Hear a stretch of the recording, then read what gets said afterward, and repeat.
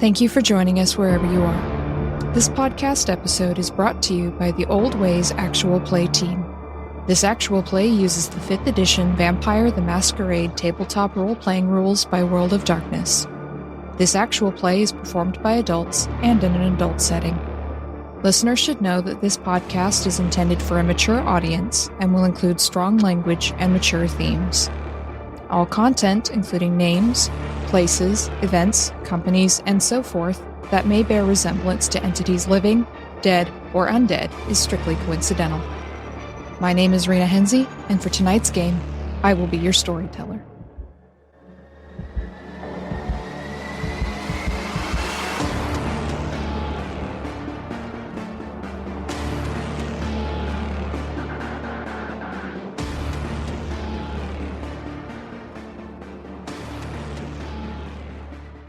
Good evening, everyone, and welcome to another episode of the Old Ways podcast, Vampire the Masquerade Chronicle, Blood Moon Rising. I am your storyteller Rena, and before we get into anything, I would like to say thank you to all of our listeners, and specifically to our Patreon backers. Thank you for making this show a reality and a possibility, and for being part of our adventures in San Francisco by night. So, tonight, we will be tracking down a mysterious person who the rest of the coterie became aware of in the last episode. But before that, let's have some introductions. So, to my right. Hi, this is Mike, and I play Marcus Voss of Clan Bruja. Indeed you do. And to Marcus's right. Hi, I'm John, and I play Vince Markovich of Clan Tremere. A much more mature Tremere than perhaps we're used to at this point. And at the end of the table? Hi, my name is Tegan, and I'm playing Rom the Shaman of Clan Malkavian. Hey, thank you, Rom. And to Rom's right? Hi, this is Ali, and I play Katerina Bogdanovich, and, well, someone took something important to me. How dare they? I wonder who that could be. Normally, I would say last but not least, but we have a special guest with us tonight, so I'll just say to Katerina's right. This is Tiffany, and I play Alex Giovanni. And I don't think I've been this angry in a long time. Very long time. I wonder why that is. And now, last but not least, we have one of our wonderful backers joining us this evening. Why don't you introduce yourself? Hey, my name is Anthony, and tonight I'll be playing Dima. Mysterious. All right, so let us get right back into the furious action. We have some, well, perhaps not bloody anymore, vampires, considering Vince went and took a shower. But at the end of our last episode, the 5 of you had gathered at Vince's bungalow, and you had, upon discovering you had all lost something, or perhaps someone, you'd made a decision to attend an art exhibit. So what are you going to do? I know I'm taking Rom with me. Heyo. Somebody else can babysit the crazy, the other crazy, the more crazy. I'm the lesser? You are. Oh my gosh. The lesser of two crazies. Yeah, dude, all you gotta do is just, do some mad vampire science. I'm absolutely going. I'm packing. I've got scalpels in each pocket. I got lots of knives. It's because Rom is still manic and hungry and not doing very well right now. Yep. It's not going to be nice. But it's an interesting drive to the place you've been summoned to by these art show cards. Yeah, that's fine. It's not one of the better areas of San Francisco. It's actually fairly run down, fairly dilapidated. There used to be a lot of old warehouses, an old shipyard down there as well that's fairly derelict. There's talk of going in and renovating parts of Hunter's Point, but with the pandemic and everything, those plans haven't really gone anywhere. And as you drive into this area, you can feel the change in the air in San Francisco, even over the last couple of nights. The moon is becoming fuller. You're getting very close to November 7th, the blood moon at its fullest. And just the tension and the malaise in the air is evident among both populations of this town. The Kine have been afraid of this serial killer, whoever they are, who's been taking people from all walks of life, whether from the homeless population or more recently Jimmy, whose parents are very, very influential with the mayor of the town. People have been taken from their cars inside their homes and turned up a few days later, disemboweled. No one knows anything. No one can find anything. And as for the kindred, well, we all know what's been happening with them. With the exception of Elysium, everything has gone fairly quiet in kindred society. Fewer parties, fewer gatherings, more suspicion, more silence. You can feel all of that in the air as you drive up to this particular warehouse. The address that was so kindly provided to you on your invitations. So this particular warehouse looks fairly unprepossessing as you drive up. It's large. The outside looks fairly run down. There's broken windows, grass poking up through broken pavement. There's no people around, which is a bit strange.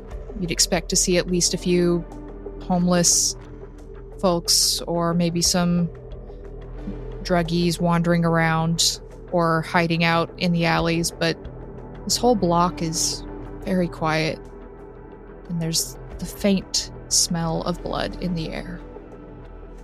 I put the car in park. Are you telling your driver to wait for you, Alex, or to go away and come back? Yeah, I'm going to tell him he can go and come back. Okay. I don't want to risk him. I have plans for him. So your driver drops you off and promises to return when summoned. And he speedily gets out of this area. You can tell he's feeling very uncomfortable here. Well, you all have an art show. Yeah. You're acting like you don't? I didn't get a paper invitation. Let's just put it that way, Alex. You got a different kind of invitation? I walked to the trunk. What do you take from the trunk? Something we spoke about. Why, yes, indeed. So you've made your preparations, although you were intending to use it perhaps in other ways at first. All's not lost. Not yet. I'm gonna take a moment and pull out a fedora that I've had smashed in the back of my coat and summon him.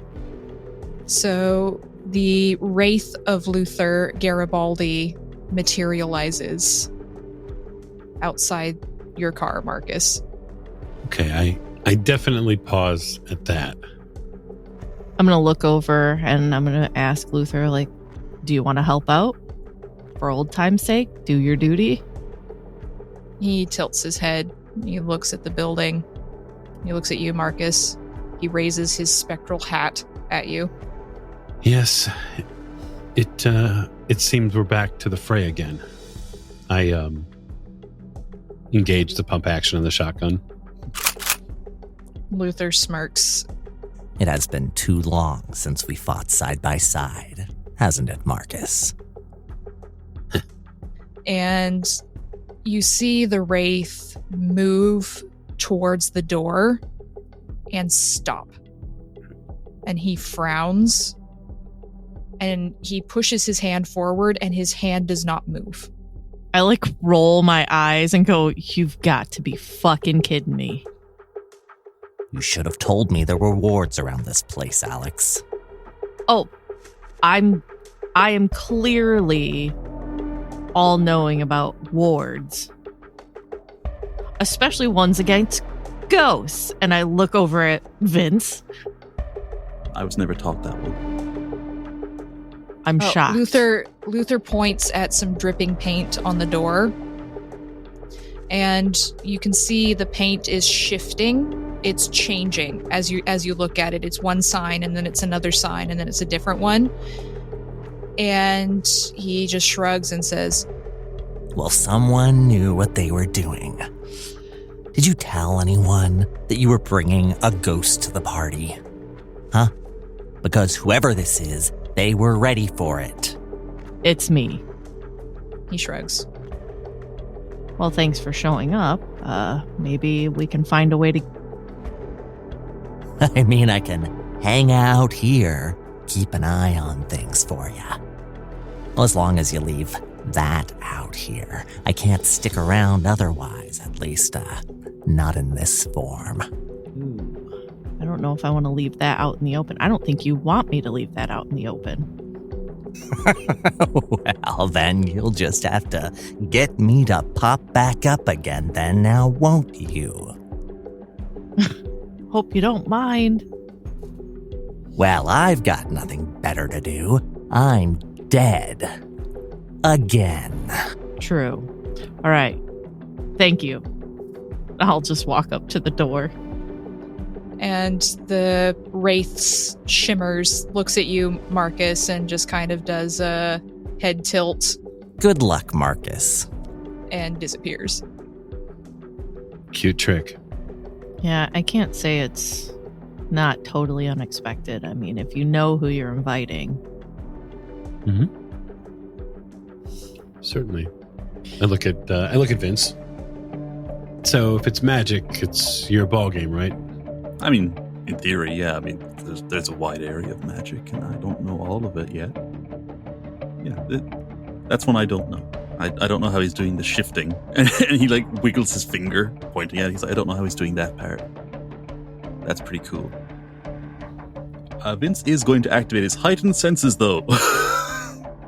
When you activate your heightened senses, Vince, you are overwhelmed with the smell of blood. It is like a gust of wind hitting you full on in the face. It's even stronger than your overwhelmed senses down in your, well, now your murder basement. There's a lot of blood here. It's just like, there's a lot of blood. I think he might be using it as some kind of cover, maybe to hide himself, overwhelm our senses so that we can't pick something out. I think that might be a thing he's trying. That's what I'd do. He says as though he's a veteran killer. He's still only 3. Do I feel anything over the network? Anything that smells of my own clan or a member of my clan? You don't pick up anything Malkavian in here. Oh, thank God. That's what Marcus is thinking too. Oh, no. It's literally just like, I guess I just say that out loud. Oh, thank God. It's an art show. It's got to be a dirty Toreador. So, does it look like this is the only door in? I mean, as far as you can tell, there's some what look like broken windows, although they shimmer a little bit as you walk past them. So it's probably all warded. Do you think he can hear us in there? Probably. Want me to call him out? Somehow I feel like he's not going anywhere. We have to go in. And why Well- do you feel that exactly? And kind of looks at you like a student who's been picked by a teacher, and he's like, well, I think he wants us to see whatever it is that's been done in there, and I think he can just wait for us. He's got no incentive to leave. He's got people we care about in there, and no reason to come out. We can't starve him out. Not everybody has a choice if they are compelled. That's a pretty big building. True. Well, the front door seems like probably the worst place to try to go in. But I bet the other places are warded, but I could break in. You gonna pick the lock? I can. Go for it. The door swings open as you approach Well, the it. front door, sure. But I was saying a different door. So you're going to try and break into one of the other doors? Well, I don't know. Is that what we want to do? Do we want to go in a different door? No, I think we just head in the front door. Okay. They've been very direct with whatever they've done, whatever they want, and so we're going to be direct right back. Okay, so you walk in the front door. All of you? Yeah. Okay. So you walk in through the front door. As soon as the last person crosses the threshold, the door slams shut behind you. And you are in what could only be described as some kind of mausoleum, the way it's been set up. The smell of blood is even stronger in here, and now you're catching the distinct slight tang of vitae as well. It's not just human blood in here, but there's what looks like a stone coffin set up in the middle of the room, and painted in the middle of the ceiling is a bloody moon, the same one you've seen in your visions and in your dreams. This image again, only this one is full, and you can see the blood actually dripping from it, as if with wet paint. And Rom, this image strikes you immediately because you remember your vision with Dina. You remember the vision you had when Trevor attacked you, and you went into your vision phase, and that dripping blood that you saw, it was paint. That's what it was. It's not giving off anything psychically. It's completely in the physical realm. It's just a memory. You made that connection. That dripping blood, the way it dripped, is the same as this one here.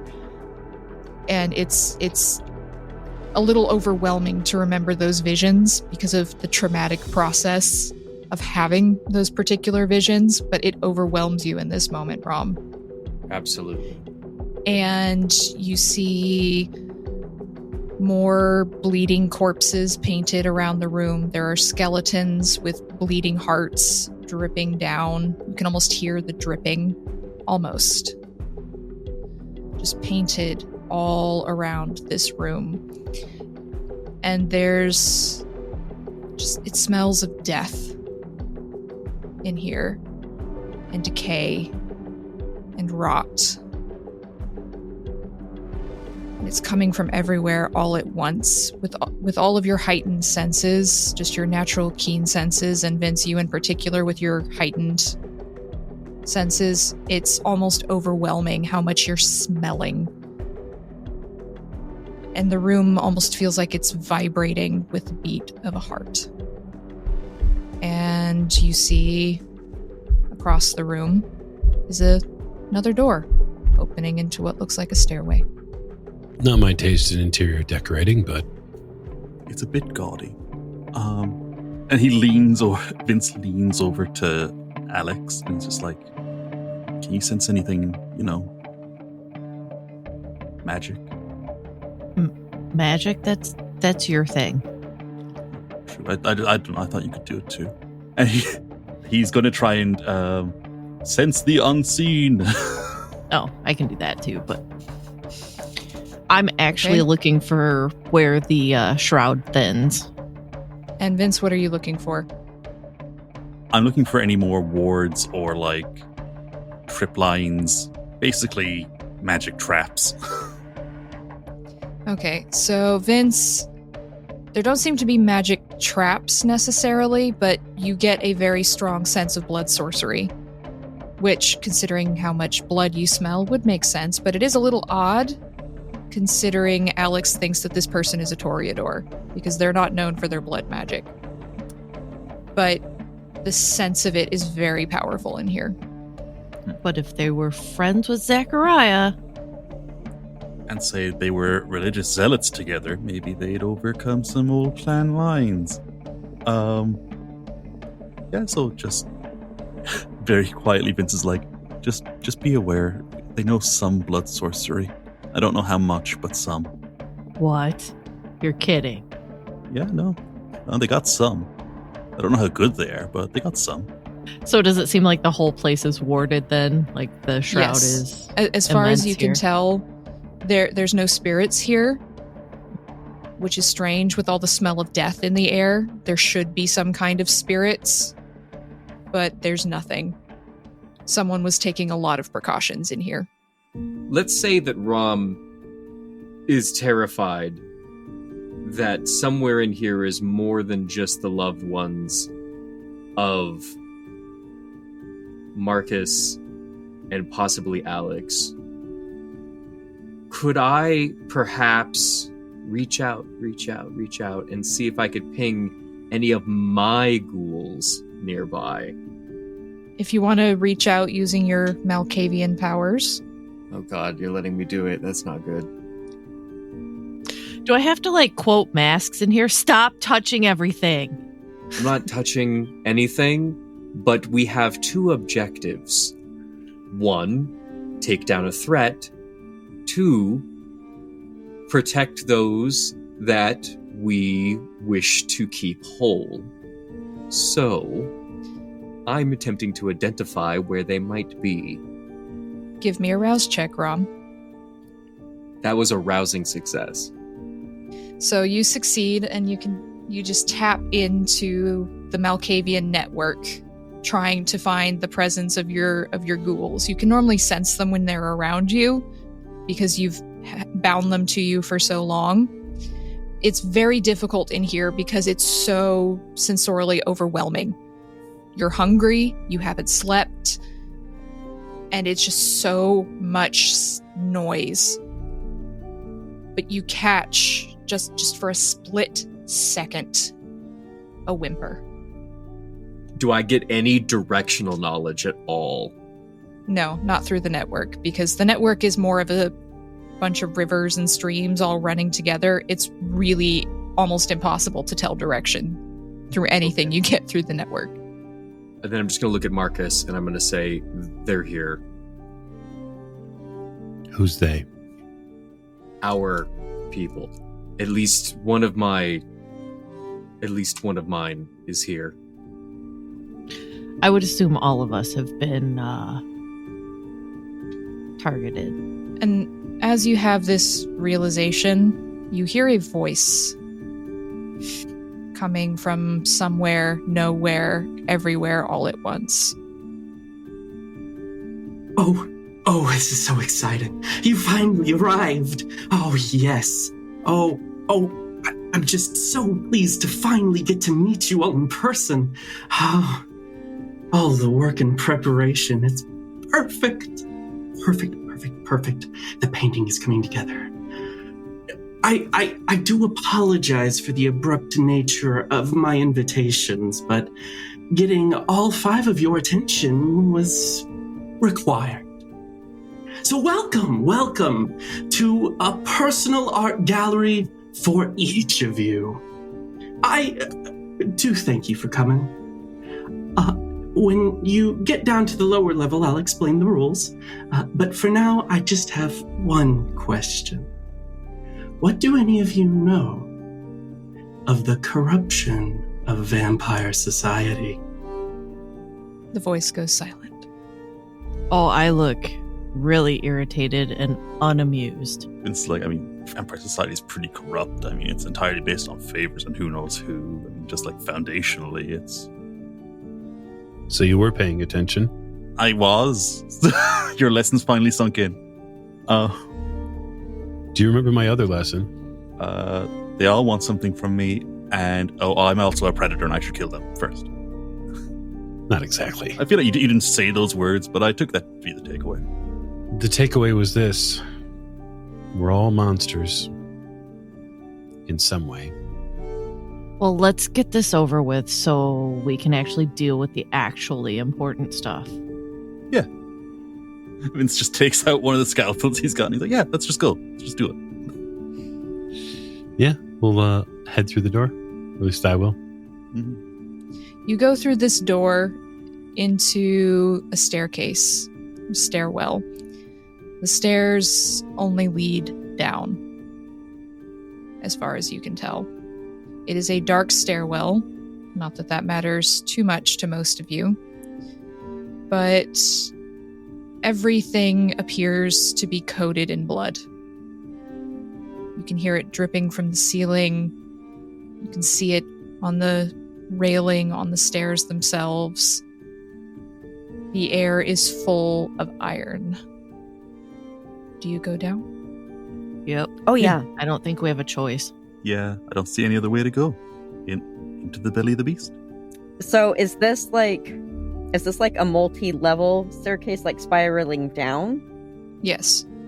Okay, I'm going to use Cat's Grace and just book it Drop down. Yeah. Okay. So Katerina just leaps from the top of the stairs down to the bottom. Yeah, seems about right. I do the same. So does Marcus. I roll my eyes and walk like a civilized human being. Yeah, I also Yeah. take the stairs because that's what stairs are for. Except you're not human, but sure. I'm with Alex, of course. So Marcus and Katerina leap down to the bottom with one fluid motion, and the other three of you take the stairs. It takes you a little bit longer to get down there, but once you do, you find yourself in a large room. This room smells even stronger of death and decay. It also smells of fresh paint.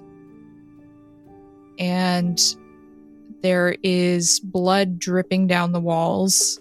Or is it paint? It's a little hard to tell with all of the smell in here. And there is a single door. And as you all arrive, you hear that voice again, echoing everywhere and nowhere. Oh, excellent. Okay, so a couple of rules just so that we're all on the same page. So you are here, and you each have a special exhibit. Only you can enjoy the exhibit. Anyone who breaks the rules, they lose the precious thing that that I took. But don't worry, I'll put them to good use. I'm always in need of fresh supplies. So, you'll know your name will be on the door. It's a special gallery just for you. And if you do what's supposed to be done in the room, then don't worry. You'll be able to get out and continue along. And if it all goes well, you will all leave with your precious someone safe and sound. But do be aware that I am watching, so if you break the rules, consequences will be had. And you notice that the single door has no handle, just a space for a key. And as the voice finishes its little monologue, you see the other side of the wall off to the right begin to shift. It's almost like a layer of paint dripping away from the wall. And you see another door there. And the name on the door is Vincent. Son of... I'm going to pat him on the head. See, I don't need this, I just don't need this at the moment. None of us need this. I agree. And he just goes up to it and he, tentatively pushes it open. When you touch the door, it's almost like the door is reacting to your specific touch, and another layer of paint drips away to the floor, and the door swings open for you to enter. Yeah, Vince is gonna step in. You step in, and the door slams shut behind you. And the door becomes transparent on one side only, like a one-way mirror. And the rest of you can see Vince walking down a hallway by himself, scalpel in hand, as if somehow that will protect him. And so, Vince, the hallway that you're walking down has been painted with a mural, one on each side. And the murals are shifting and moving as you look at them and as you move down this hallway.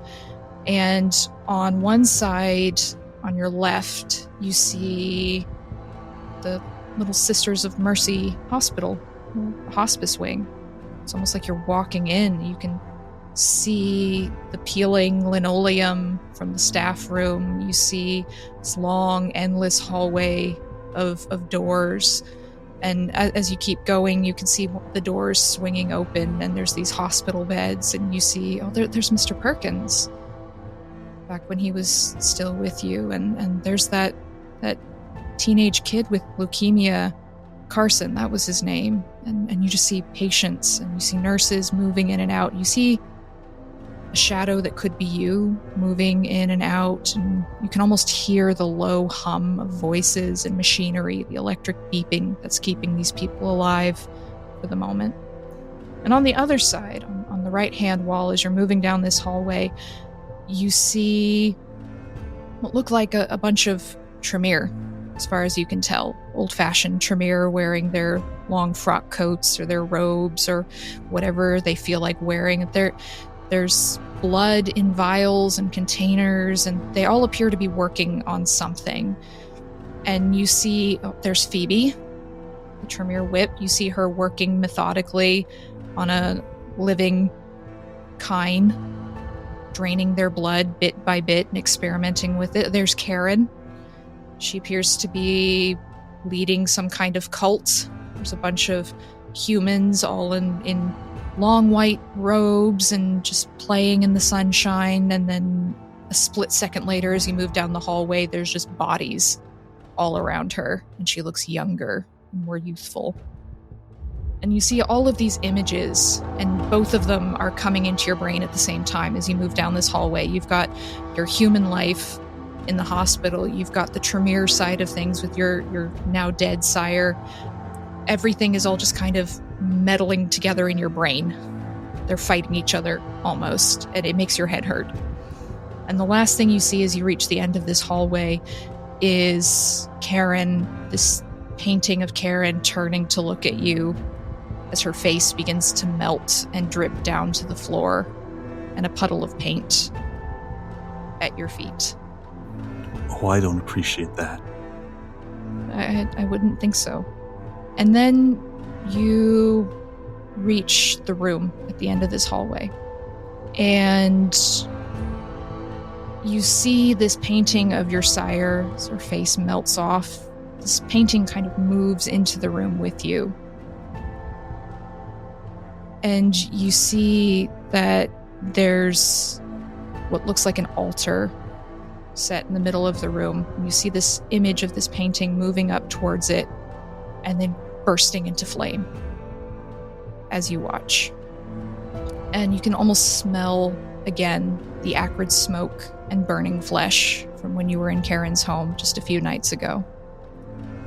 And once that image has disappeared, you see beyond what looks like a mirror, maybe, or a window, is this altar. And it has a book on it. Looks like a very, very old tome. It's the one Phoebe was looking at in the mural, actually. As far as you can tell, it's got the same gold clasps and the beautiful etched leather. It's just sitting there on this altar, this pedestal. And then you hear a muffled sob, and you look to your left, and there's another window. And you see a middle-aged woman. She looks like she's maybe a secretary or something. She's wearing a nice gray suit and ropes of pearls, probably fake. She's got her hair pulled up in a bun. She's sitting in a chair, and she's got an IV in her arm. She's been zip-tied to the chair, and she's crying. And there's a box in front of you in this room with 2 buttons. One red, one black. And you hear that voice all around the room as you take this in. I see. All right, so first up, of course, Vince. Vince, you were always very interesting to me, see. Young vampires especially when they're first brought into a clan, tend to be babied, nurtured, and taught so much. It's an inrush of information, and yet you were abandoned. You were left alone, moved away from the clan, separated, if you will, as if you weren't someone important enough. See, every clan has a obligation that when they embrace someone, they are educated, they are taught.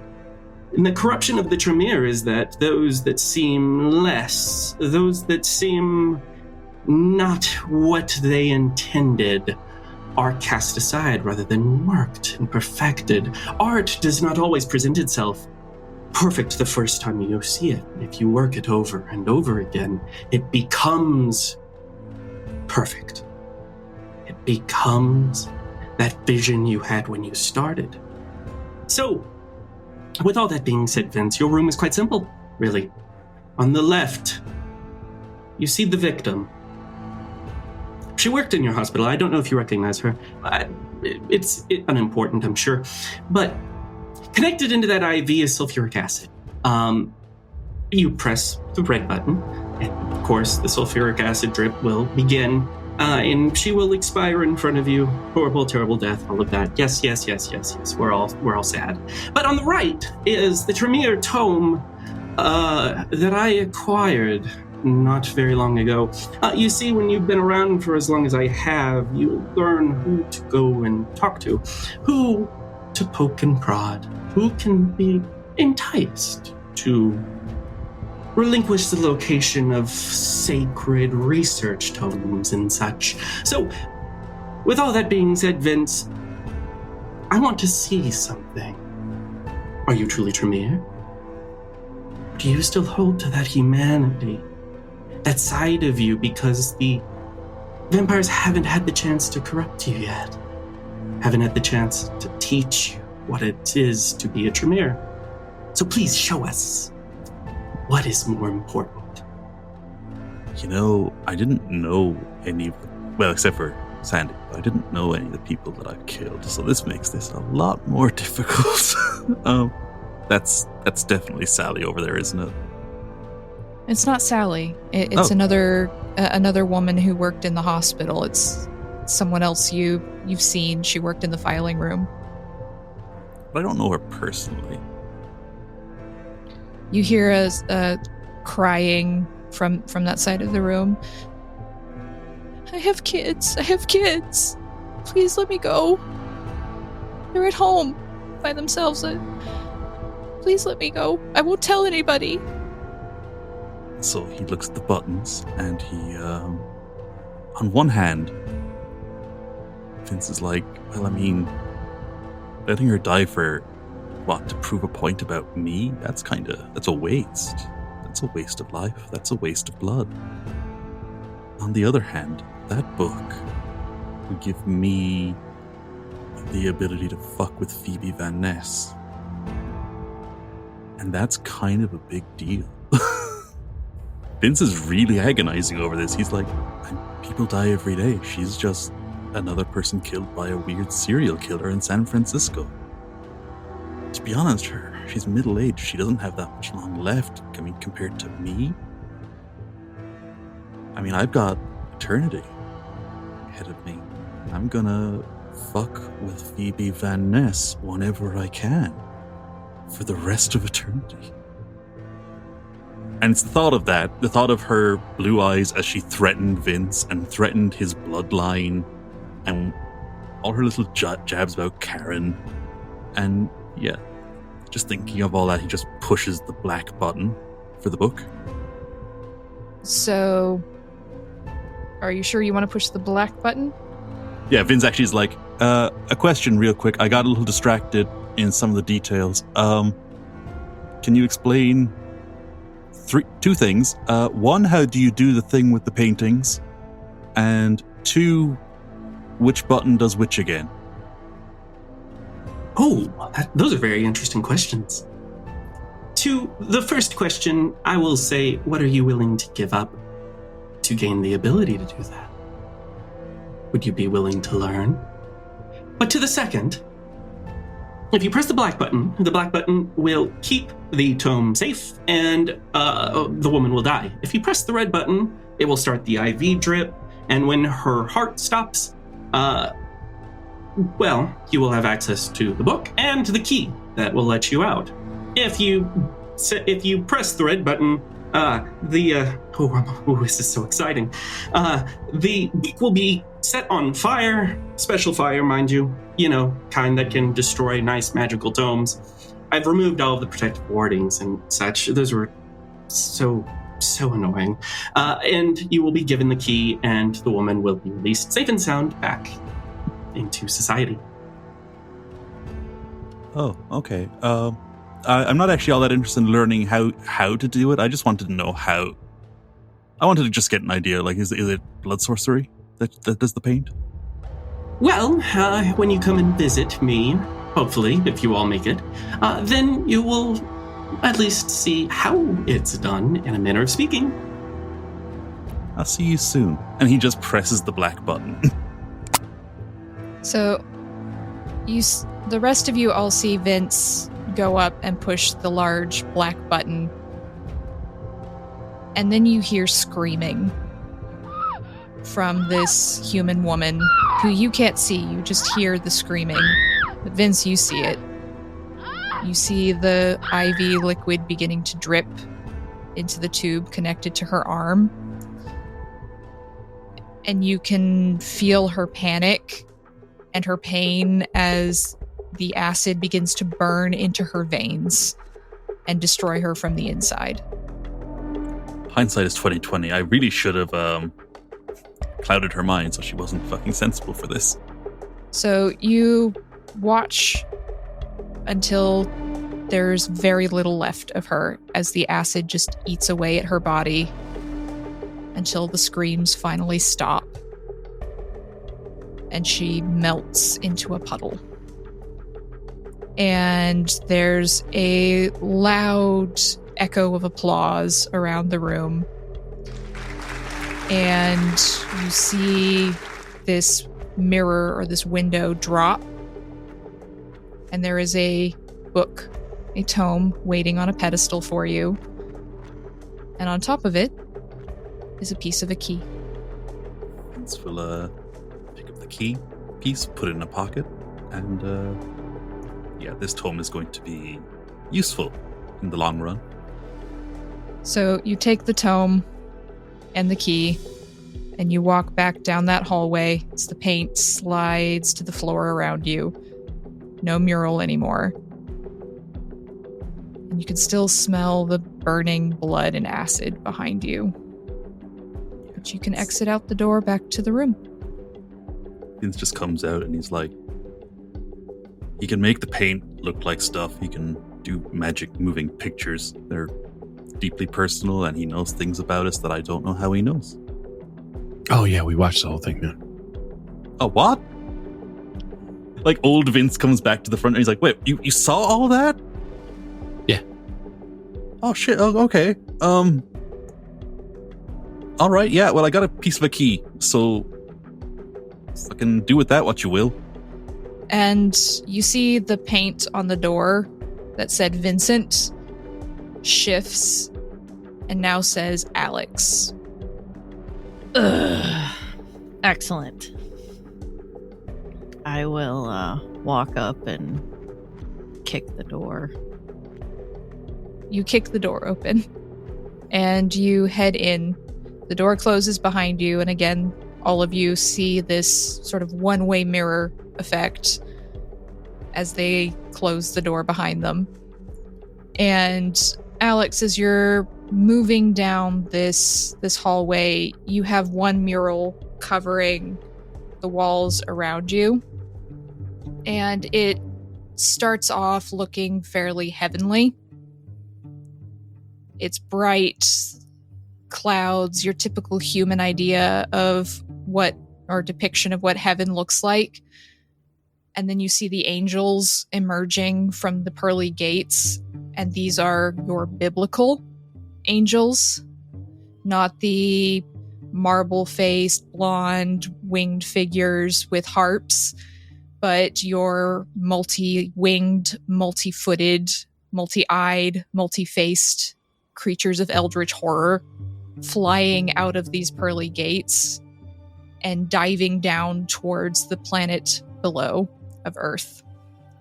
And as you move down the hallway, you see these falling angels as they drift down towards humanity become twisted. You see their faces begin to turn ashy as parts of them burn away. You see their limbs begin to twist and buckle. Their wings turn an unholy flame color and begin to fall as the feathers drift away. And by the time you get to the end of the room, they are not recognizable as their holy forms anymore. And in your room, Alex, you find strapped down to a table in front of you is a beautiful woman. She's a supermodel. Looks like probably Victoria's Secret angel of some kind, with flawless proportions according to modern standards of beauty, big dark eyes, long curly hair, and she is completely naked and strapped down to this table. And then across from you, behind some kind of window, you see another woman. And she is the antithesis of the one in front of you on the table. She's missing an eye. Her lip is curled up towards her nose, as if she was in a terrible accident and her face has been stretched and pulled. She has cauliflower ears. Her hands are both missing fingers. She only has one leg, and there is a horrific mass of scars along her torso and chest. And you can't quite get to her. And on the table with this beautiful Victoria's Secret angel in front of you is an array of surgical tools. And then you hear the voice. Excellent. Alex. I was particularly fascinated with you, for your bloodline is very interesting. A descendant of Michael, an angel. Those who hold that beauty on the outside is king. But you see, Alex, I've seen that outside and inside sometimes are different, sometimes are the same. But in this particular instance, I think you would find that the beautiful one is in the other room. The woman there suffered greatly over the years.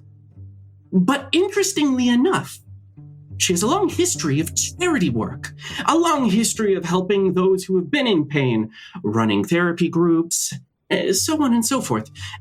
The lady in front of you, meanwhile, has spent all of her money on things to pleasure herself, is violent and vile in person, and yet society would tell us that this is the most beautiful woman. Well, I think that as someone who is a descendant of Michael, you would appreciate that. Why, if we match their outsides, maybe their insides will match as well. So to you, I give a simple task. You see before you all of the surgical implements that would be needed in order to do surgery that would alter one's appearance. You must keep the model alive, and you must match them exactly. Make the model look like the woman in the other room. Make them twins, Alex. Let's see whether or not your blood is strong enough to keep you from doing that. Okay. It's gonna be rough, but the one thing that's been underestimated is how much I care about Eddie. So, I will do my best. Everything in you, Alex, is screaming against this desecration of beauty. It horrifies you to be in this room to begin with, to have to constantly look back at something that your bloodline tells you is an abomination. And I'm also going to make sure that the other woman, the not pretty one, is like, I'm looking at them, letting them know it's their fault. You are absolutely making intense eye contact with this other person, fueling your own revulsion at what you're doing into them. They feel every bit of loathing as you begin your work. And I'm not going to make you roll here. You have the model in front of you. You have your own determination, but it hurts you. It is physically painful to you to do this. If I have to stop and throw up, I will. I will do what I need to do to save Eddie. The rest of you see Alex cutting up this beautiful woman. You see them inflicting scars, removing fingers, removing an eye. And you do see them throw up at least twice. Because even though they're no stranger to death, inflicting desecration like this is painful. And at last you step back, Alex, fairly satisfied with your work. You've done the best you possibly can. And you hear the applause echoing through the room. And the model has long since passed out. But as you finish and the applause fills the room, that window drops away and there is a key hanging around the twins' neck. Rather piece of a key. I will walk up to them and I will yank the key off of her neck. And I'll lean in real close and tell her, it doesn't matter how much charity you do. It doesn't matter how much good you think you're doing. It doesn't matter. And I'll turn around and walk out. So Alex returns down the hallway. Again, the paint is sliding off the walls and pooling at your feet. But you exit back into this main room with another piece of the key. And you hear the sobbing and the tears of pain from behind you. Yeah, I'm probably just gritting my teeth and breathing heavily, even though I don't have to, but... And Alex has emerged. And as the door slams shut, the paint again shifts in the name from Alex to Katerina. I will walk forward and open the door. You open the door. Do you say anything to anybody, or do you just march off? No, I just go in. Okay. You go in, the door closes, again, the one-way mirror.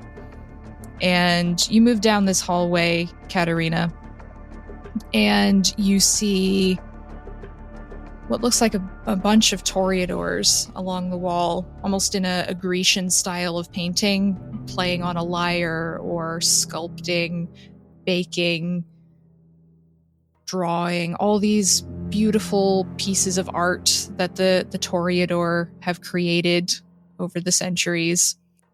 But you start to see cracks and flaws as you move down the hallway. That painting has turned to ash. The sculpture has cracks in the base. All of them are breaking, shattering, corrupted. And you see these toreadors beginning to lose their focus on their art. You see them running amok across the world, leaving devastation in their wake. And then you see yourself, the very end of this hallway. And you see a vampire you know very well, sinking his teeth into your throat as you try to push him away. And that's the last thing that you see in this hallway before you enter the room. Your hands are shaking perhaps a little bit. You're fighting the anger and the stress and the anxiety of everything. And in front of you, you see, off in one corner, there's a pile of exsanguinated corpses. 5 or 6 humans. They've been bled dry. You can see rusty cooking implements, a mixer, a whisk, half broken down old stove. You can smell the stench of rotten eggs and spoiled milk. You see a half-spilled bag of flour with moths flitting in and out of it. The smell is overwhelming. But you hear some instructions for you, Katerina. Katerina. Well, what can one say about the pastries that you can get at your bakery? It's only unfortunate that you were so forcibly embraced into our clan, or what was my clan. But have no fear, because, see, I came to a personal understanding of the corruption of the Toreador, and had to leave. For those who loved beauty and bled art, they seemed so short-sighted at the ugliness that rested in each of them. And to that point, I saw many of their art flawed because of it. So, Katerina, this room is personal to me in that where I have had to learn how to make my art through the use of corrupted materials when I was in Toreador, let's see whether or not you can do it as well. I hear you are a baker of the finest quality, that there is no vampire who doesn't go to you. You have all of the materials you need. Give me a cake. So the first thing I'm going to do is turn on that oven and see how well it works. It's old and it's rusty, and pieces of it are falling off, but it gets some heat. It'll probably bake a bit unevenly, but you think you can do something with it. Listen, that's what rotating the pan is for. Do I have sugar? You do. There appear to be Do I some have kind butter? of worms in it. Yes. It's rancid, but it's there. Oh, do I have a sifter? A very rusty one with some large gaps in it. Well, that's not helpful. No, but it's there. And I need a bowl. Oh, wait, no, I have a mixer. You have a mixer. It's one of those old 1950s hand ones, and it's very rusty, but you have one. You also have a nice vial of very old-looking blood. Presumably from the corpses. But it's there. So there's one question I'm gonna ask this disembodied voice.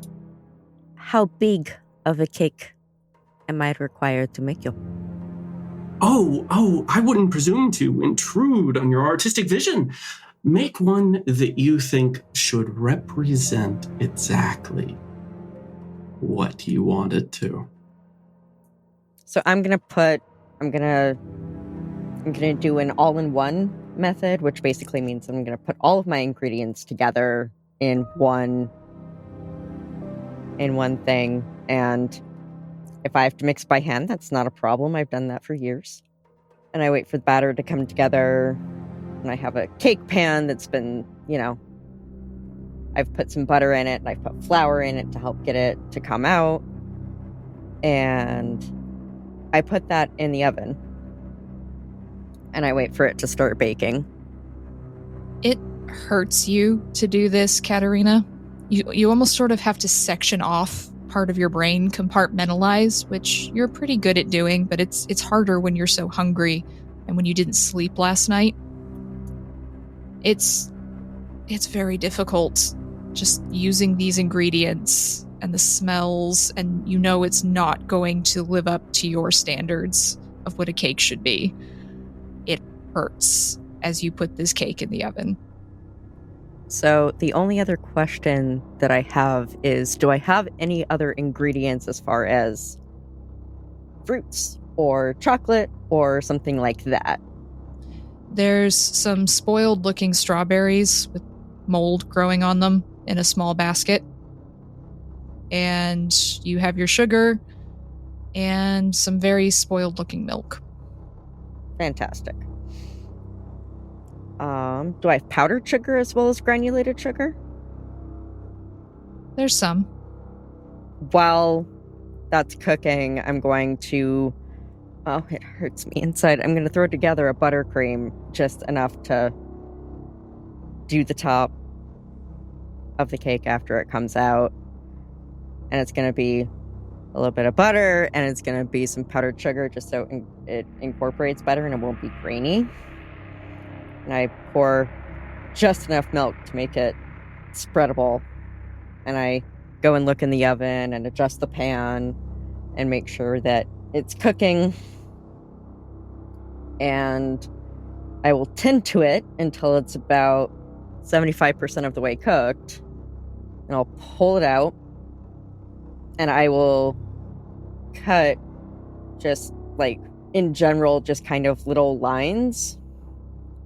And that's when I put the blood in and put it back into the oven and let it finish cooking. And I pull it out, let it rest for a few minutes,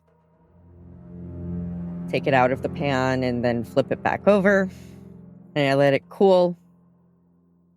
I wait, 20 minutes or so for it to cool. I put this thinner buttercream on top and just strawberries around the edge. And I'm done. It churns your stomach, the smell, and just how awful it looks. But you did it. And there's applause. Excellent. Excellent. Thank you very much. I just have one question. How does it taste? Would you mind sampling it for me and telling me what the flavor profile would be? I wouldn't want to misadvertise such an incredible creation. So, I will cut the tiniest piece out of it. And I'll look at it. And there's a nice curve of the blood that goes through it. It's how the vampires feed anyway when they buy things from the bakery. And I'll eat half of the piece. I'm not going to really chew. I'm just going to kind of swallow it as much as I can, kind of in one motion. You didn't think you really had much of a gag reflex anymore. You do. Yep. You feel it choking you as it goes down your throat. Yeah, I'm just going to choke it down. It'll be fine. Well, it needs more sugar and some vanilla extract in order to taste better, but it could be worse. More sugar and vanilla extract. Got it. Perfect. Thank you so much for your review. And some paint falls away from above these corpses, revealing another piece of key hanging above them. I will grab that piece of key, and I'll pick up the cake and smash it on the floor and walk out. You all see Katerina smash this cake into the floor and stomp out. You have never seen this much of a reaction from our usually calm and collected Toreador. I mean, my memory goes back to a container where she had a very strong reaction, but sure. This is actual loss of control. She reined herself in the shipping container. Rom is still here. That's proof of it. Okay. I was about to agree with Marcus. So my question is, does Rom flinch just by seeing it? Just ooh. Rom has been sitting in a corner since he saw what Vince went through and is doing their best to focus and meditate, because seeing what Vince went through, he feels like he already knows what's coming. And Katerina comes out of the hallway with a bit of flour on your tunic. So the door slams shut. Yeah, who's holding the key pieces? I've just got mine. I think everyone's holding their own piece so far. Should probably try and put them together, huh? I'm going to hand my piece to Vince. So, Vince, you now have 2 pieces. Oh boy, gonna start trying to put them together. Little Tremere puzzle brains at work. I don't care. I got a book and I'm putting together a puzzle. It's great. And I'm going to punch the nearest fucking wall because I am mad. So you see Katerina calmly hand the piece of the key to Vince and then whirl around and smash her fist into the wall. And then I turn back around and lean against the wall, and I look considerably more composed. And at this point, the sign on the door now says Rom / Joshua ? I take it somebody tells me this, because I have not been paying attention to the door anymore. Oh yeah, totally turn around to me. You're up, Rom. All right. I go ahead and unfold my legs and stand up and dust myself off, and I walk through. So again, the door closes. You can all see Rom walking down this hallway. I assume you're still wearing flip-flops? No, at this point I can be barefoot. Okay, so Rom has left his shoes and is walking barefoot down this hall. So, Rom, you see images on the walls alongside you, as you would expect from having watched others go through this, and you see what looks like a Zen circle on one side. You see trees and nature and earth, and you can almost hear bird song. It reminds you a little bit of your days among the living.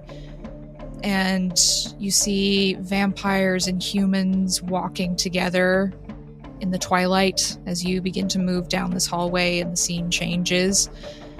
And then you see everything begin to fall apart as you see some of these human figures are driving stakes into the vampires that they were holding hands with just a moment before. You see vampires ripping the throats out of humans who had been sitting at their feet and listening to them talk. You just see carnage and chaos and blood as you move through this ever-darkening hall. And you reach your room, and you see on one side at the back wall there are 3 humans. You don't recognize them, you don't know who they are, but they're all fairly young looking, in their early 20s maybe. They're all fairly healthy looking, and they're covered in what looks like a clear sort of paint. It seems to be holding them against the wall. And you see what looks like a tube in each of the arteries on their necks, and you see blood going up through a tube into the wall. And there's some kind of mural there depicting the cycle of reincarnation behind them. And on the left side of this mural, wide-eyed in terror, is Preethi. You see her wearing her sari. She's got bare feet. Her hair is mussed. She looks absolutely terrified. She's got duct tape over her mouth. She's also covered in this clear paint, and you see a tube as well in her neck, the blood flowing out. Preeti, are you okay? No, of course, that makes sense. I'm gonna look around the room to see if there was a reaction before I would try to, remove any tape over her mouth. I, of course, would pause if I was given any indication that that was a bad idea. So wrong. Now, of all of the people that I've interacted with in the years, Malkavians have always been interesting to me. Different philosophies, different ideas. Very, very inspiring people. But there was one philosophy I just never quite got. It really kind of bothered me. And the more that I learned about it, the more confused I was. Because you see, as someone who's been around for as long as we tend to live, you've come across different philosophies, different ideas, and you never can quite answer them. I came across one just the other day, actually. And knowing your ideas, knowing your philosophies, I thought you would be the perfect one to answer the question. It's a logic problem and a philosophy problem in equal measure. Have you heard of it? The trolley problem. In the incident in this particular incident, it's really quite simple. On the left, you have someone very near and dear to your heart. You know her well, and you care for her. But in your philosophy, correct me if I'm wrong, but all lives are equal. Correct? That's what you preach. Is that we should all live together and that all life is the same. On your right, you have 3 individuals, each of them healthy, each of them young, each of them a full life ahead of them. You will see the lines that are connecting them into the wall. Now, it's really quite simple. Your job, Brom, is to balance the room. You can get to the lines, but you cannot get to the people themselves. The paint, of course, holds them firmly in place. The lines, of course, will be able to be penetrated by your fangs. Now, Rom, really the situation's quite easy. Which side of the room do you drain completely of blood? Tell us which side of the trolley, or rather, which group is hit by the trolley? You have done a fantastic job of analyzing the fears and motivations of each member of this group. But I am afraid in this one situation, you have made a minor miscalculation. See, I know you have likely heard me, or heard someone who knows me refer to my ghouls as my tribe. And at the core of the concept of tribalism is the concept of those that are in and those that are other. I'm sorry to disappoint you if you thought this would be a difficult problem for me to solve. And then Rom will do whatever is necessary to make sure that Preeti is safe. So, Rom, you stretch and you look between the 2 sides and you bare your fangs. And Preeti starts to shake. She's never seen you like this before, losing your calm, losing your focus this way, as your eyes are starting to turn slightly red. And then you, in a single motion, bound forward.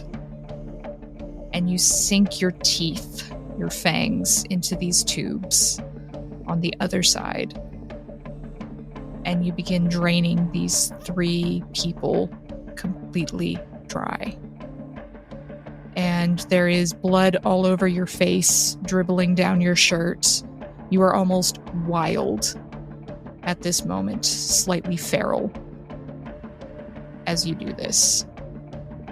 And the rest of you see this side of Rom that you've never really seen before. You knew it existed, but you've never quite seen it. This ferocity and the blood splattering everywhere. And Preeti is whimpering and crying behind the duct tape. But you do drain them until they collapse, the paint falls away, and the bodies just sort of hang there limply. And that applause echoes around the room. When the applause dies down, I say to the room, if your attempt was to separate me from my sense of humanity, then you must know that there are few things more human than a sense of one's tribe. And then I walk out. And the paint holding Preeti drops away, and you see a piece of key hanging around her neck as she collapses to the ground and passes out. She'll be fine. Do you take her with you as you leave the room? Oh, absolutely. Okay, so you pick her up and carry her out of the room. She's still unconscious, and the rest of you see a very bloody Rom carrying this petite Indian girl out into the main room. I'm just gonna sit down and I'll just hold her and I'll wait because I know that we're not done. I'll stand next to Ram and put my hand on his shoulder. And I'll have a look at Preeti. Just, something I can do for him. Yeah, no, I trust those two. Yeah. And the paint on the door shifts again, and to no one's surprise, it reads Marcus. Fantastic. I step forward, walk in the door. Okay. So you walk through the door. Again, it closes. Again, the rest of you can see this. And the images on the walls here as you walk down this hallway, Marcus, are very familiar to you. But they're from a time you try not to think about too much. As you see the long bridges and pathways of Pinnacle Park in Santa Rosa. You've been here. It was a particularly bloody time in 1998. And as you have that thought, that recognition of where you are, you see shadowy representations of what look like gangrel prowling along these paths in half transformation, full transformation. You see what looks like Luther. At least there's his trademark fedora. No coat, but the fedora is still there. Half transformed into a panther as he jumps from one path to another. And you see this one particularly nasty coterie of Sabat come crawling out of the hills. And you can almost feel yourself back in this place. You lost a lot of good people here. Several of Luther's clan siblings died in this particular battle. It was brutal, it was violent, and it brought things out of you that you prefer to forget. And you see Luther leaping forward, ripping apart a Sabat vampire. The blood spurts across the door, across the hall, across the floor. And you find yourself in the room. And in this room, you see 5 figures frozen in time.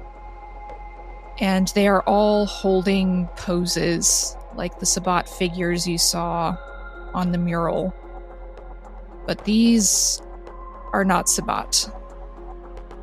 There's Harv, there's Ted, there's Polly. These are people from your office, Marcus. Your union office workers. You don't see Marie, thankfully. She's not here. But these others, you know them, and they are frozen in place. They don't appear able to move except for their eyes, and their eyes blinking over at you in fear and panic and terror. And there's a pool of paint dripping towards the floor, and you see it begin to rise and coalesce, and you all see from behind, you see a figure rising up, dark trousers, a leather jacket, big burly arms from the back. And Marcus, you see an eye opening at the back of the neck. And this figure turns and smiles fairly at you. Long barbs of bone growing out of its arms. And you all see Marcus looking back at you as you come face to face with yourself. Or rather, the Scourge. Now, Marcus, I am a fan. From one artist to another. While my particular vehicle for expressing my art is paint, yours is in brutality and in violence. It is said that the Sabbat never recovered from encountering the Scourge on the hills. Quite simply, I want to see a recreation. I want to see that ferocity out of you, Marcus. And what better person to bring it out of you than yourself? The group on the outside of this room will not be a problem and will be perfectly safe as long as you play ball. But if you don't, your opponent, was fairly feral at the time of this particular scene. And these poor people may suffer if not properly entertained. Good luck. The Scourge smiles at you, baring its fangs, and crouches. I smile. The best part of this is I know me. Well, you're the Scourge, right? Get on with it. The other you cocks his head, arches his back, and he whirls around, and with those spikes growing out of his arm, slashes one of the 5 frozen figures in half. You see the top half of the body falling away from the lower half, and the body collapses. Yeah, I move into action. What do you do? So my plan will be it's a room, right? It's a box, essentially? Essentially, yes. So yeah, my plan is to grab, because the Scourge will see me coming, which is fine. I'm faster than I was at that age. So, again, good luck. And I'm gonna use the strength and power in this slightly older form to grab the Scourge by the back of the head with one hand, right hand, and with left hand push them bodily completely through the wall. So I'm going to use myself as a weapon to break out of the room. And if I have to break my own neck to do it, so be it. Very well.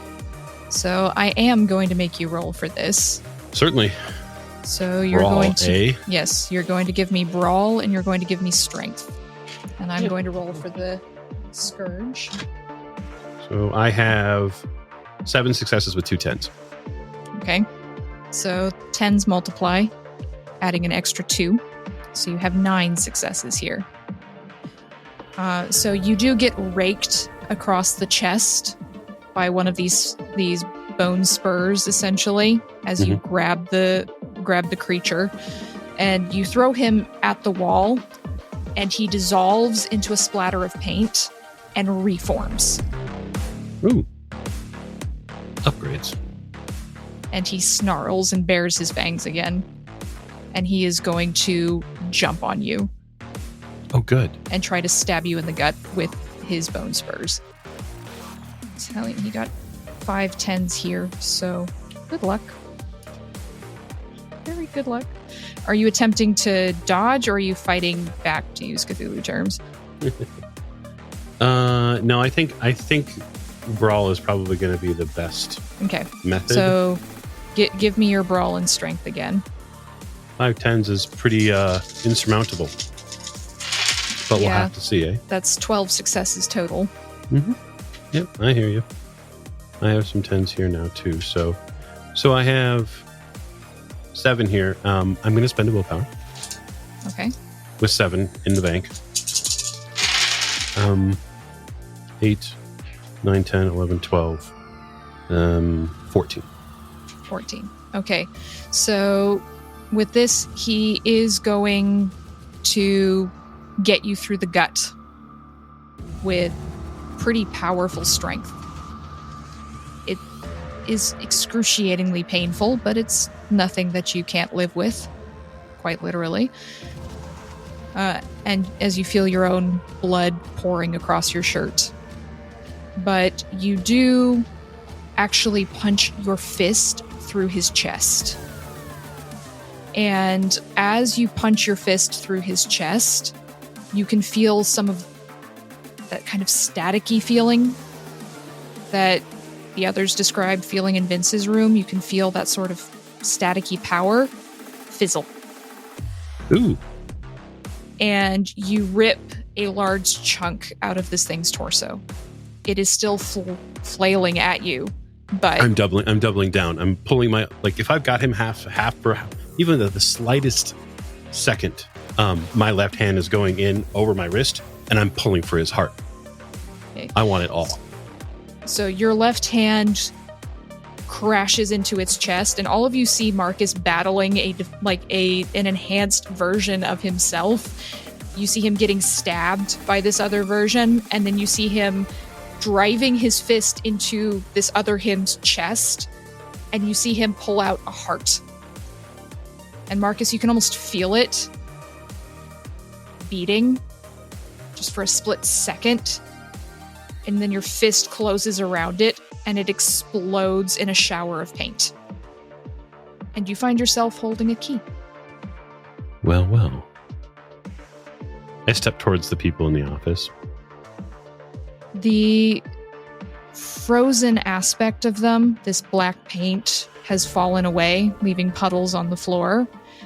And the 4 of them who are left just collapse. So I'll stack them up like cordwood, given my potence, and I'll drag every single one of them out. You hear the applause echoing around the room as you drag the 4 of them out through the hallway and into this main room, slamming the door behind you. I set them down carefully. You now have 5 pieces of a key. Vince? Let's put this key together. Vince just holds open his hand for the piece. He's just like, "Can I please?" I still have my piece, and I'm like, so we thought the totally insane Tremere was the one that should hold the key? I'm perfectly sane. What are you talking about? You didn't see yourself in that basement, but here you go. He's just putting it together, and he's like, "I was just very enthusiastic about my work. I think you can understand what that's like. I mean," as his hands are just doing work and just testing pieces, and he's just like, "Look, we all get caught up in things sometimes."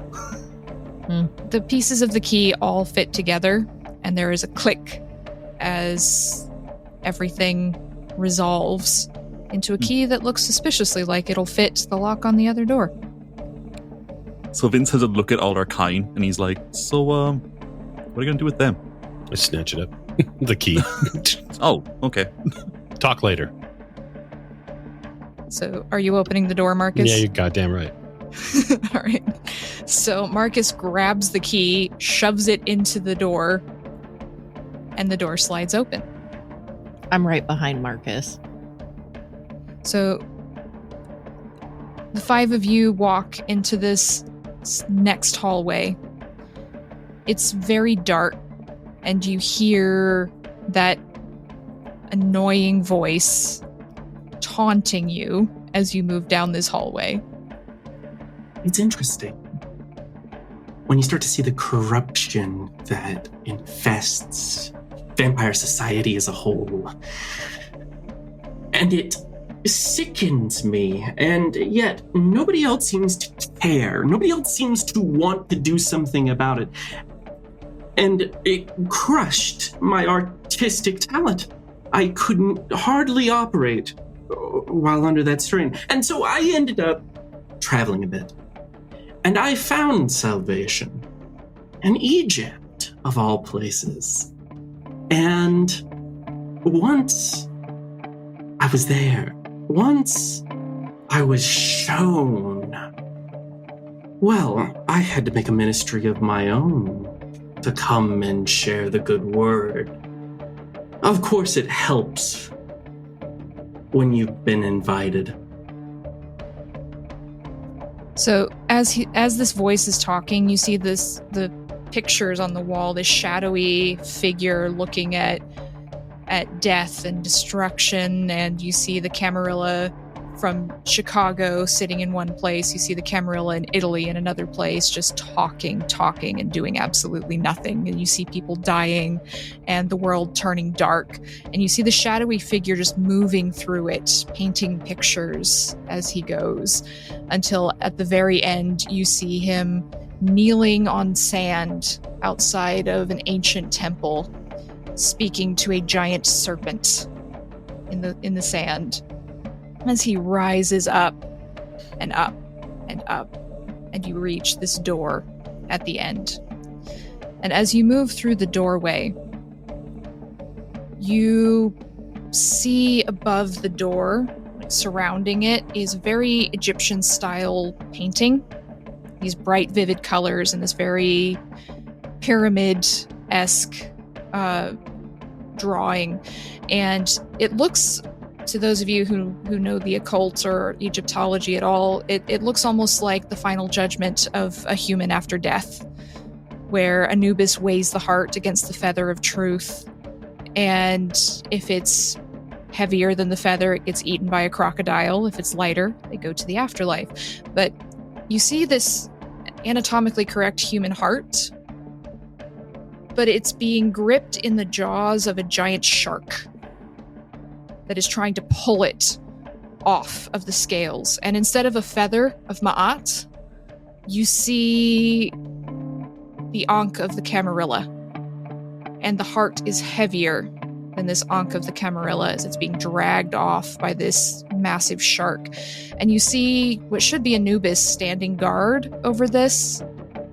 And instead you see a god, maybe you don't recognize. It's the head of a sheep, instead of the jackal head of Anubis, just watching. And then the image disappears as you move through the doorway. And you find yourself in this, perhaps final room.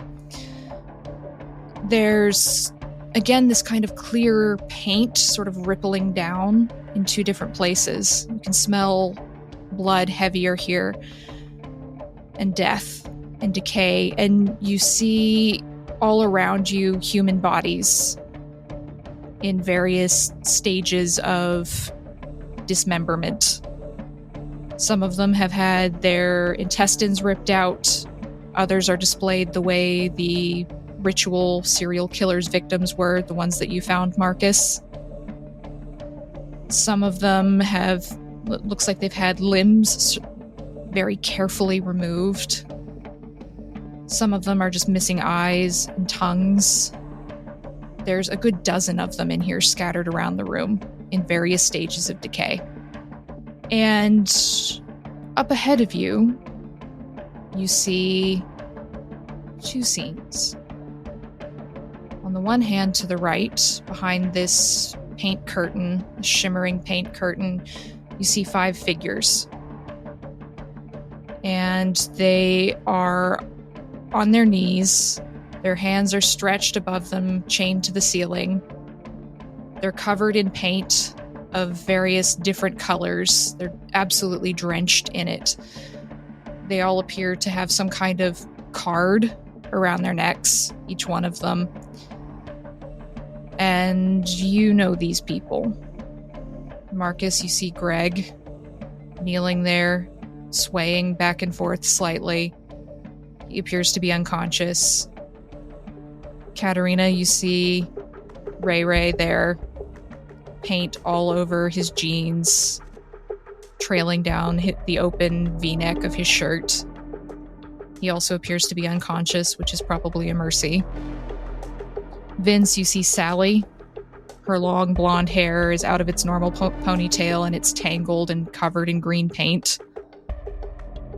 Alex, there's Eddie, slumping forward. He's much paler than usual. His clothes are torn. There's a cut along his face. And Rom, you see Eric. All of his tattoos vibrant, with the paint splattered around them. His red hair is tangled and disheveled, and he also appears to be unconscious.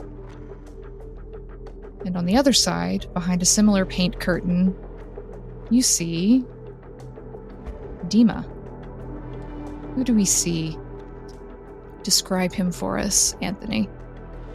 So, Damascus, or by his, the name that's easier to pronounce, Dima, stands up, his hands open wide, eyes gleaming in joy as the 5 of you step into the room.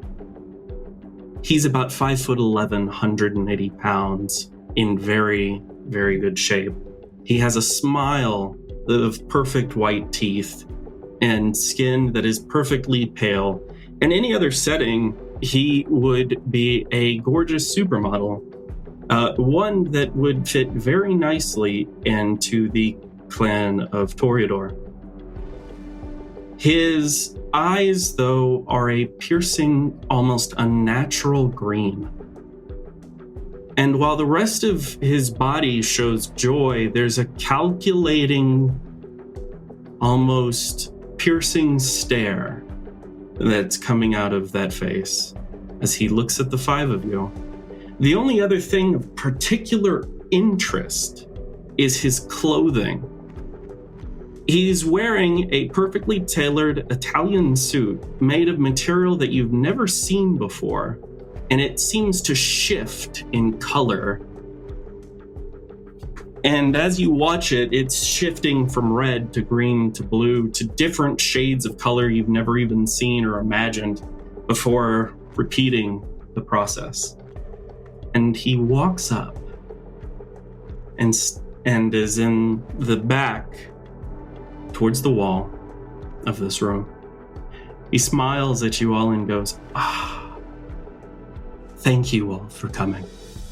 I worked so hard on each of your art exhibits. I'm very proud of them. Some of my finest work, I must admit. Makes you really think, makes you really dig into the essence of what it means to be a vampire in today's society. But before I get ahead of myself, the rules of your final room. It's really quite simple. On the left, over there, are that which I took from you. Little worse for wear, but I never did lay a finger on them, and I promise that, I swear it. On whichever god you deem necessary. However, they are a little banged up, rough to get them in place and such, so I decided to sweeten the pot just a little bit. On their necks, as you can see, are 5 cards. Those 5 cards are correspondence between me and my employer. For you see, I cannot enter a city unless invited. I can't enter a building unless invited. But once I am invited, under a set series of terms, I am given free rein to spread my message. I figured that would be interesting and, settle the score. For you see, I know that there are a series of people here who would love to see me dead. So the rules, as they are. The 5 of you each have a choice which room to walk into. However, this is kind of an all or nothing deal. So if even one of you enters the room with me, all 5 of the individuals on the other side will die. And you will watch them die. But if all 5 of you enter the room will seal itself and I will leave. Once I get about an hour away, the control that I have over my paint fades. It's got a range limit, and it will fall away and you will all be free to walk away. So the choice really comes down to this. What's more important to you? Satiating your revenge? Or the humans you love? So, it's Joseph, right? Joseph, Technicolor Dreamcoat. That's phenomenal, by the way. I didn't get shit from your art, to be perfectly honest. The message you transmitted to all of us really is that you're just another upset Sabat asshole. So, really, man, you missed the mark here. You can bitch about the Camarilla corruption, but depending on what circles you ask, which is most of them, being a follower of Set is corrupt in and of itself. However, and I'm turning to everybody else, we all know I have ways of finding things. I have ways of getting what I want. So, I suggest he can live to fight another day. Unless you are willing to upset somebody here. It's a really good question. It's just kind of none of us have lifespans. We have forever to get you. He's like, I'll figure out your fucking paint trick and then I will kill you. I just have forever to do it. I don't need it now. Next time you won't have Sally. She'll probably be dead by the time that comes up. She'll just aged. Or I'll collect enough information to get one of your other enemies to come and get you for me. I mean, it's not like it's that hard. I'm sure you don't have a lot of friends. I just want to get one thing straight. Just one. Just one. He's what, across the room, something like that? He's across the room behind a sheer paint curtain. You left the Sabbat for the ministry? Holy fuck, man. Toreador. I left the Toreador for the ministry. Oh, right. Toreador, the ministry. And that's because the Toreador couldn't put up with all of this paint blood bullshit, right? This art form was way too out of school for them, right? I've been to some serious crazy Toreador parties in my day. This is, I don't know, it seems a little tepid. I think you could do better. And I think that's my biggest concern, is that you could do better. Rum, don't you think he could improve his life? I'm always for self-improvement. I also think, preaching about leaving Toreador for the same reason that Toreador has been a problem from day one is all the infighting. You're just proving your point.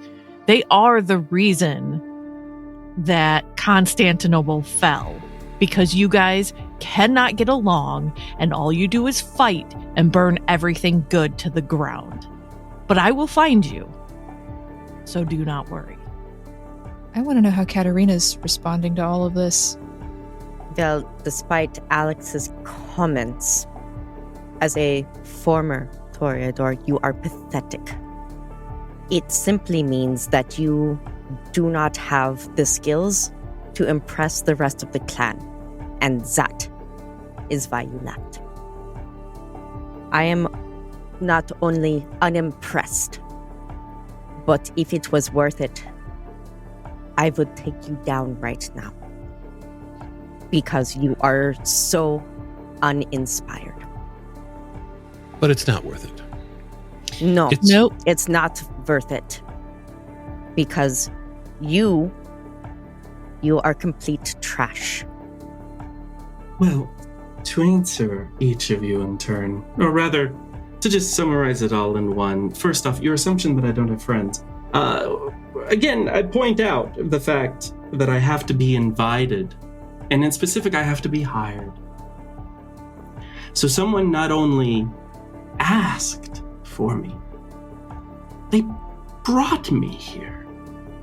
They wanted me here. Yeah, no shit, Sherlock. We got that. We figured that out, right? That's not hard. That's not hard, right? So go. So go. Wait, We're gonna take wait. what we've got here. No, it's fine, Marcus, Rob. It's Who okay. is it? Well, he said that there's cards on our respective people.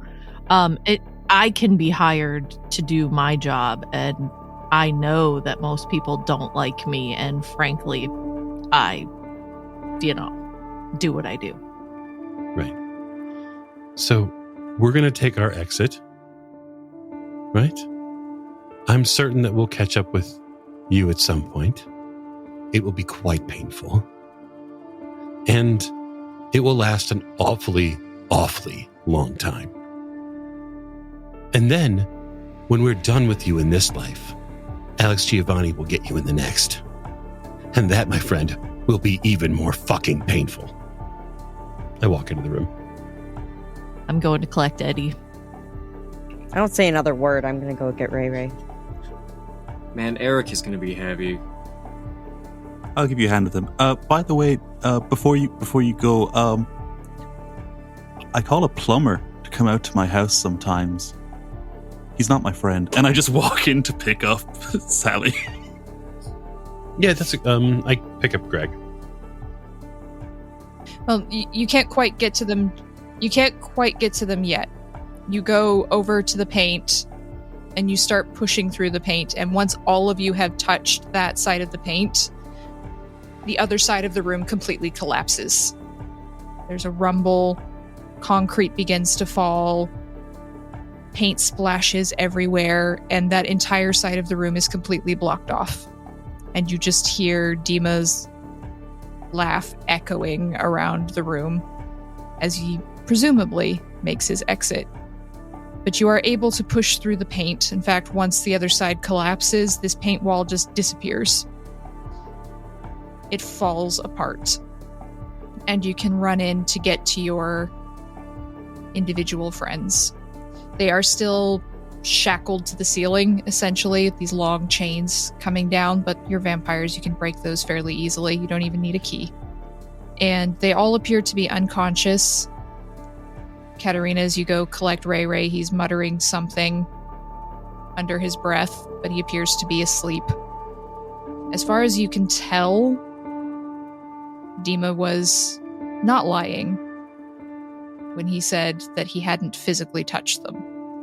But this paint that's splashed all over them, as soon as you touch it, you get a vast, vibrant shock, like a psychic shock from something in this paint. And whatever it is, it's keeping them asleep.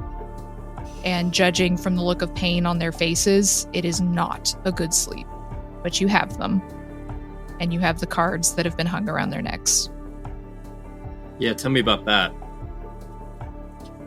Are you pausing to read it? Oh, yeah. Well, we have about an hour before Dima is far enough away, right? Yeah. So you have the cards, you have an hour, you have your people. Are you staying in here for the full hour with them, or are you taking them and going? Like, I have 5 people to transport. Yeah, I'm just getting a hold of my driver, Yeah, we need like trying a to bus. get Eddie home so I can wash him up. So it does take you a little bit of time to get them out of here. It's... the wardings on the doors are very strong, and as much as you punch them, Marcus, they don't break. But they start weakening after about 15 minutes. You gather as he gets further and further away. And so if the door is locked, then I will fucking climb the walls and find the ceiling and make a hole on my own. I'm really, really fucking strong.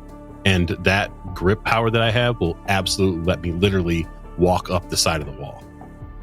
So you see Marcus unable to break open the door, and he just bounds up the wall and starts spider crawling towards the ceiling and begins ripping pieces out of it. Because someone did not ward the ceiling. And given the fact that he can't be too far away, what Marcus will do on the other side of the wall, right, is just simply drop to the door and kick the fucking door back open. Marcus drops to the other side, kicks the door open, and you are all able to exit, carrying your people. The further you drive away from this area, the more the paint begins to slide off of them. It does make quite a mess in your car, Alex, and in yours, Marcus. But it's gone, and they all stop shivering and muttering as if they were dreaming. And we'll find out about that information you got in our next episode. But for now, thank you for joining us, and good night.